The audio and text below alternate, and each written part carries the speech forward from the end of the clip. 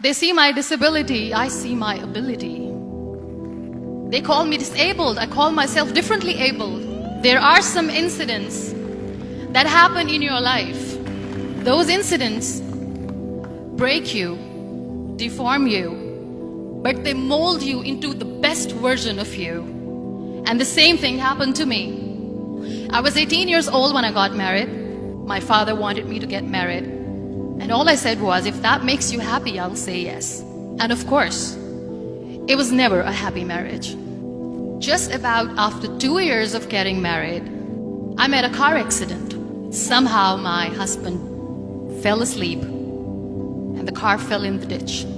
He managed to jump out, saved himself. I'm happy for him. But I stayed inside the car and I sustained a lot of injuries. The list is a bit long, don't get scared. The wrist was fractured. Shoulder bone and collarbone were fractured.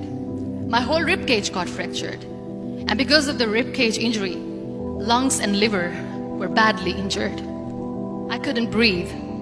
I lost urinary bowel control. That's why I have to wear the bag wherever I go. 3 vertebrae of my backbone were completely crushed. And I got paralyzed for the rest of my life.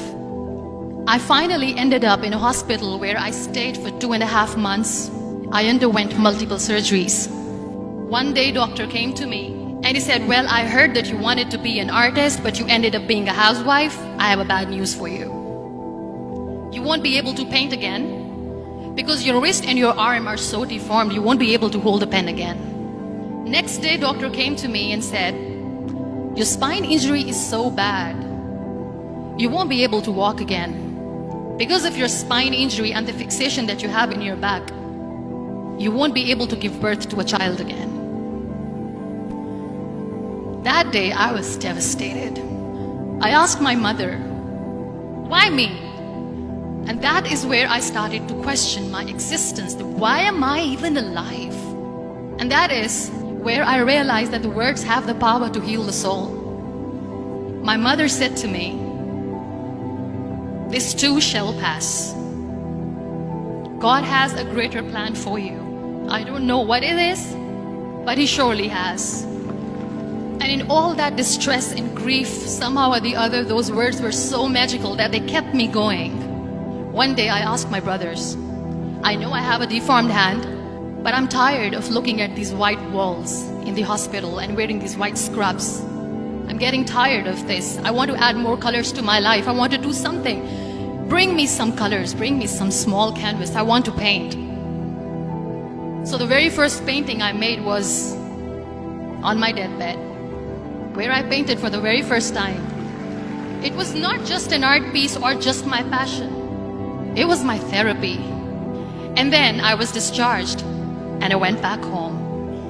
And I went back home and I realized that I have developed a lot of pressure ulcers on my back and on my hip bone. I was unable to sit. There were a lot of infections in my body, a lot of allergies. So doctors wanted me to lie down on the bed straight for not 6 months, for not 1 year, for 2 years. I was bedridden, confined in that one room, looking outside the window, listening to the birds chirping and thinking maybe there will be a time when we'll be going out with the family and enjoying the nature. That was the time where I realized how lucky people are. That is the time where I realized that the day I'm going to sit, I'm going to share this pain with everyone to make them realize how blessed they are, and they don't even consider them lucky. That day I decided that I'm going to fight my fears. We all have fears.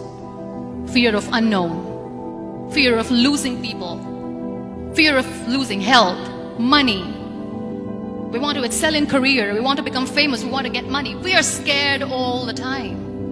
So I wrote down one by one all those fears. And I decided that I'm going to overcome these fears one at a time. You know what was my biggest fear? Divorce. I was trying to cling on to this person who didn't want me anymore, but I said no. I have to make it work. But the day I decided that this is nothing but my fear, I liberated myself by setting him free.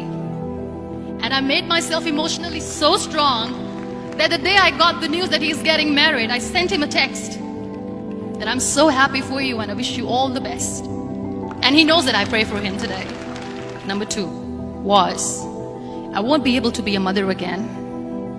And that was quite devastating for me. But then I realized there are so many children in the world, all they want is acceptance. So there is no point of crying, just go and adopt one. And that's what I did. People think that they will not be accepted by the people because we, in the world of perfect people, are imperfects.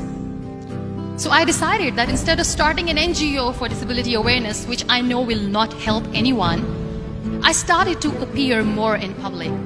I started to paint. I decided that I'm going to join the national TV of Pakistan as an anchor person. And I've been doing a lot of shows for the last 3 years. I became the National Goodwill Ambassador for UN Women Pakistan, and now I speak for the rights of women, children. We talk about inclusion, diversity, gender equality, which is a must. Every time I go in public, I always smile. It's always a big toothy smile on my face, and people ask me, don't you get tired of smiling all the time? What's the secret? I always say one thing, that I have stopped worrying about the things that I have lost, the people that I have lost. Things and people who were meant to be with me are with me. And sometimes, somebody's absence makes you a better person. Cherish their absence. It's always a blessing in disguise. Live your life fully. Accept yourself the way you are. Be kind to yourself. Be kind to yourself. I'll repeat, be kind to yourself, and only then you can be kind to others. Love yourself and spread that love. Life will be hard. There will be turmoils, there will be trials, but that will only make you stronger. So when you accept yourself the way you are, the world recognizes you. It all starts from within.